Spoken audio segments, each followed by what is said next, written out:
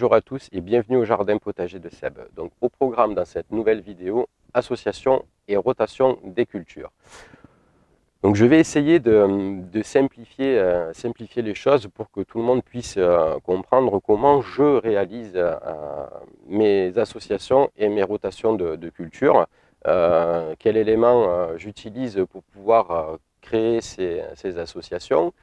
Quelle méthode j'emploie pour réaliser une rotation de culture ou pas. Donc on va voir ensemble ça en détail dans cette vidéo. Et on va commencer par le premier élément qui est l'allélopathie. L'allélopathie, c'est quoi l'allélopathie? Je peux continuer? D'accord. Merci. Bon, juste le temps de récupérer mes fiches techniques et on démarre. Et avant qu'il arrive, vous allez voir, il va vous bassiner avec son blabla, l'allélopathie, même qu'il va vous mettre un lien sous la descriptif de la vidéo pour que tout le monde puisse aller récupérer ses fiches techniques. Il va vous bassiner avec ses fiches techniques. Les fiches techniques des semis, les fiches techniques de l'allélopathie, la rotation des cultures. Moi je vous laisse et bon courage. Voilà, en plus il ne sait même pas le dire, l'allélopathie. Bon, ça y est, il est parti. Donc voilà, j'ai récupéré mes fiches techniques, donc je vous affiche tout de suite à l'écran la fiche sur l'allélopathie. Alors, l'allélopathie, qu'est-ce que c'est? Donc, on va commencer par la définition de Wikipédia. Donc, l'allélopathie est un phénomène biologique par lequel un organisme produit une ou plusieurs substances biochimiques qui influencent la germination, la croissance, la survie et la reproduction d'autres organismes. Donc, détail de la fiche. Donc, ce sont les plantes qui ont la particularité de produire des composés biochimiques qui entraînent des interactions sur les plantes voisines ou par des micro-organismes ou par un blocage de croissance, reproduction d'insectes et blocage de la germination. Donc, voilà pour ces premiers éléments.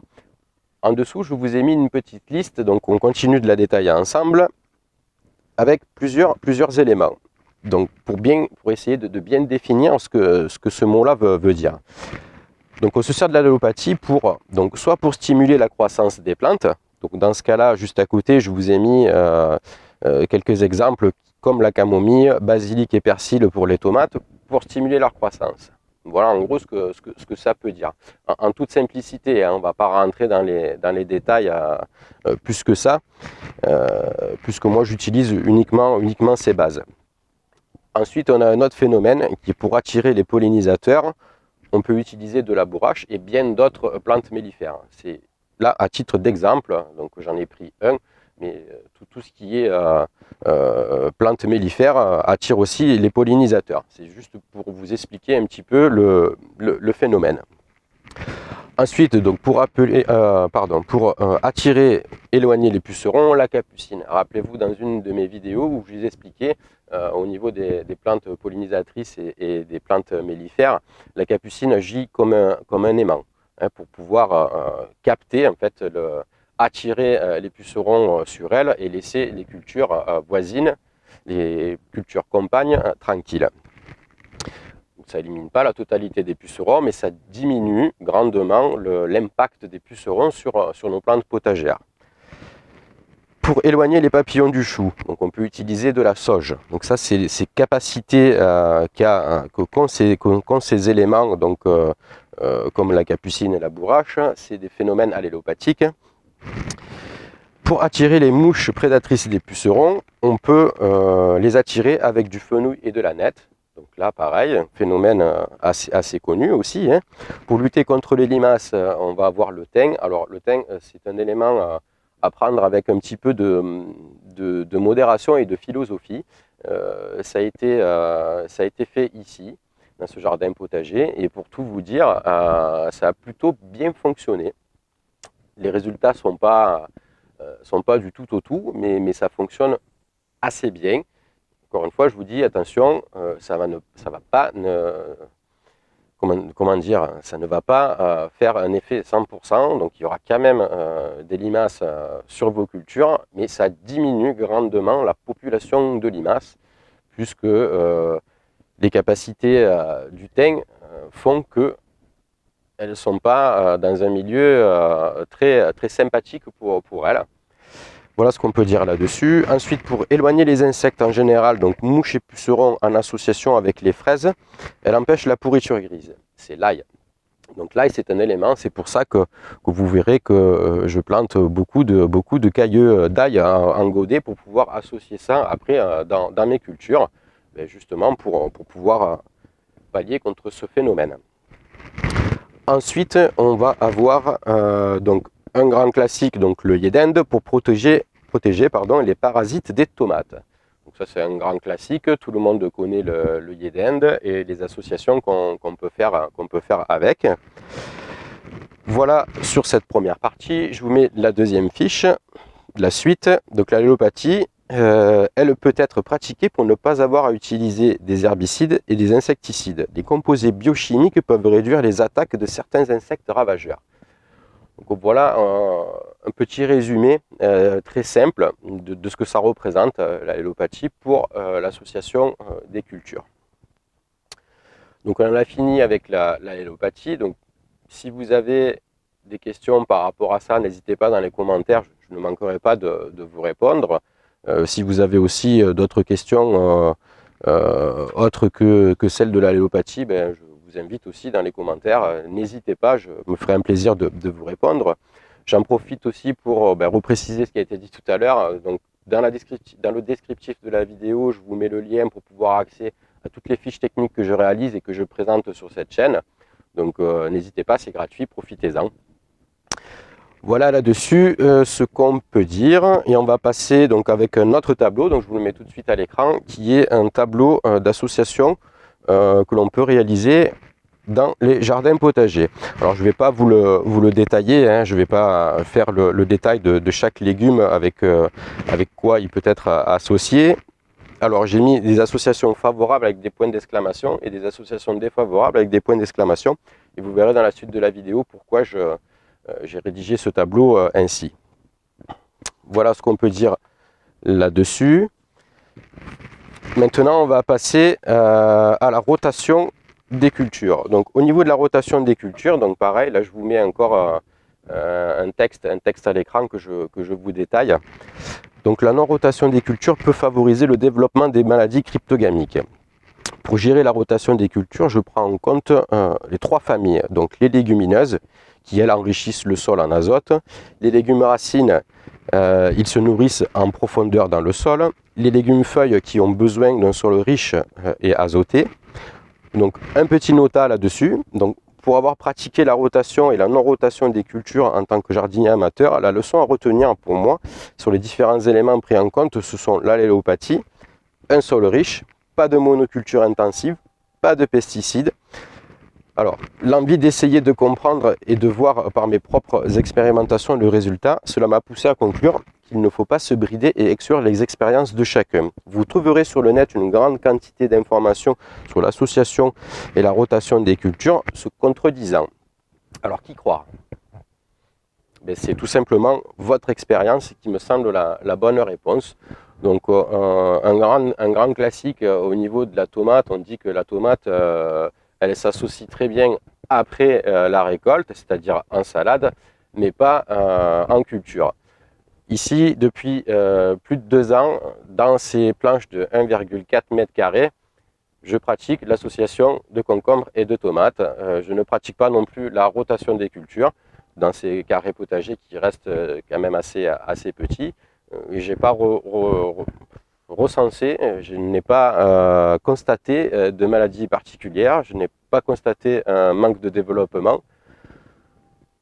Donc voilà, un phénomène, encore une fois, à prendre avec modération. Donc ça ne veut pas dire que ça fonctionnera dans tous les jardins potagers, mais moi je vous donne, c'est un partage d'expérience. Donc voilà, donc à travers ce petit message que je vous affiche à l'écran, faites vos propres associations. Ne partez pas avec des œillères en vous disant ça il faut pas, ça il faut pas. Je ne suis pas en train de foutre en l'air toute la littérature qui a été écrite là-dessus. Je ne remets pas en cause tout ce qui se dit. Je vous dis simplement voilà, mon partage d'expérience et les résultats que ça donne. Après, ce jardin potager, ici, il n'est pas là pour nourrir tout le village non plus. Donc, je peux comprendre qu'au niveau des maraîchers qui font du maraîchage commercial et qui ont besoin d'une grosse productivité, qui ont besoin d'avoir des rendements exceptionnels pour pouvoir sortir des revenus, je peux comprendre qu'on soit réticent là-dessus et qu'on essaye de booster au maximum la productivité. Bon, ce n'est pas le cas dans ce jardin potager. Mais ça fonctionne quand même, donc on arrive à sortir nous aussi notre épingle du jeu à travers ces phénomènes que je prends en compte. Je n'exclus pas tout, je ne retiens pas tout, mais j'essaye un petit peu tout et c'est ce qui fait en fait la richesse de ce jardin potager et c'est ce qui fait aussi que les résultats sont plus qu'acceptables, puisque sur 5 ans, en pratiquant la rotation et la non-rotation de culture, ça fonctionne plutôt bien. Donc voilà pour ce paragraphe sur la rotation des cultures. Donc, qui dit rotation de culture dit aussi un autre phénomène à prendre en compte qui est ce que j'appelle la 3 dimensions. Donc, c'est-à-dire que sur une planche là en l'occurrence, je vous mets une autre fiche technique à l'écran qui est la 3 dimensions. Donc, je vous détaille un petit peu ce que c'est. Donc, toutes les plantes qui ne poussent pas à la même vitesse ne prennent pas la même place. Donc, on peut cultiver sur une même planche plusieurs variétés pour optimiser l'espace et le rendement. Donc, on voit très bien ou pas, j'essayerai de mettre d'autres clichés un petit peu plus explicites sur ce qui se passe au niveau des cultures. Donc on voit qu'en premier plan, on arrive à distinguer, ou sinon croyez-moi sur parole, c'est la photo, c'est vrai qu'elle n'est pas terrible, on essaiera de faire peut-être un petit cliché par la suite. Il y a eu et il y a toujours un semi-direct de choux. Donc pour gagner un petit peu de la place au niveau des godets, je récupère un petit peu cette ligne et je fais un semi-direct de choux. Je récupère après ces semis et après je peux les mettre directement au jardin potager. Juste derrière, des fraisiers vont être implantés pour avoir un petit peu des fraises au niveau de la serre et les garder un petit peu plus longtemps, pour avoir une période de chaleur un petit peu plus longue. Derrière, on a une culture de pois à grains ronds qui a été implantée. Rappelez-vous, semis de février, on avait fait ça ensemble. Juste derrière, des oignons et des cailloux d'ail qui ont été aussi mis en culture dans ce même bac. Et pour finir, une culture de fèves. Donc si on prend tout ce qui se dit sur les associations, il y a des choses là qu'il ne faudrait pas qu'elles soient ensemble. Bon, ben c'est comme ça, moi j'essaye et ça marche plutôt bien. Donc je vous mets là une photo au niveau de l'ail. Donc on voit le développement de l'ail qui est acceptable et on voit aussi un petit peu les oignons qui se développent normalement. Donc il y a quand même autre chose à prendre en compte, c'est quand on fait des grosses associations comme ça, des gros mélanges, il faut prendre aussi en compte un facteur qui est important, qui est l'eau. Donc les fraisiers, les pois à grains ronds, les fèves, donc elles n'ont pas toutes le même besoin en eau. Donc c'est ça qui devient un petit peu compliqué à gérer au niveau des associations. Et c'est aussi pour ça que des fois on dit ça va pas avec ça et ça va pas avec ça. Donc, voilà. La gestion de l'eau, la gestion des besoins de la plante est un élément important à prendre en compte dans une association de légumes au potager. Donc voilà la 3D, donc le facteur à prendre en compte. Donc maintenant on va parler de la rotation des cultures. On va essayer de faire vite pour pas trop faire de blabla dans cette vidéo. Donc je vous affiche à l'écran ce que j'utilise pour pouvoir réaliser mes rotations de culture. Donc là, un tableau à l'échelle du jardin potager avec numérotation des bacs. Donc ça, c'est le premier élément que j'utilise. Ensuite, j'utilise un autre tableau avec mon numéro de planche. Donc ici, 50 planches de culture. Chaque année, j'inscris ce qui se passe au niveau des planches. Donc les cultures réalisées, si j'ai fait des semis ou pas. Donc vous voyez, il y a quand même un suivi de culture assez sérieux. Et les agradations au niveau des planches. Donc je ne vais pas vous détailler tout ce qui se passe au niveau des bacs, mais je vais juste vous expliquer un petit peu la méthode que j'applique pour pouvoir gérer des rotations. Donc si on prend exemple, je vous remets le tableau, donc sur la planche numéro 4, on a une culture d'oignons et de laitue. eh bien, je vais faire planche plus 1, c'est-à-dire que l'année prochaine, sur cette culture-là, eh bien, je la décalerai, je la mettrai en culture numéro 5. Voilà.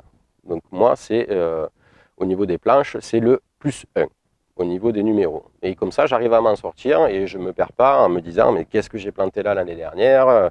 Là, je sais ce que j'ai planté sur la saison 2019-2020 et je sais ce que je planterai aussi sur la saison d'après, puisque ces cultures-là vont être décalées d'une planche, d'un numéro de planche. Voilà en gros ce qui se passe au niveau des associations et de la rotation des plantes potagères au sein de ce potager sur sol vivant. Voilà, si vous avez des questions, n'hésitez pas, je vous le redis, via les commentaires, je me ferai un plaisir de vous répondre. Alors c'est vrai que je ne réponds pas sous les 24-48 heures, j'essaie de grouper un maximum de questions et de faire une session réponse. Voilà, c'est à peu près tout ce que j'ai à dire. Et puis j'ai plus qu'à vous remercier d'avoir suivi tout ce blabla sur l'association et la rotation des cultures. A plus, bye bye.